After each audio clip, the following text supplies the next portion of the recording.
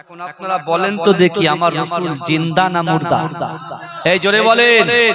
জিন্দা।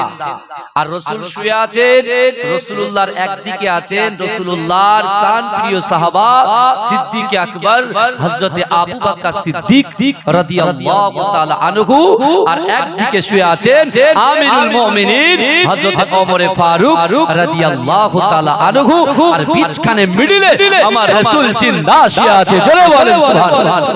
ওরে ও ভূমি মদিনার ভূমি, ওরে ও মাটি মদিনার মাটি, দুই দিকে দুই সাথী গায়, বিচখানে আমার নবী জিন্দা শুয়ে রায়, বিচখানে আমার নবী জিন্দা শুয়ে রায়। যেতে যদি পারতাম আমি সোনার মদিনা।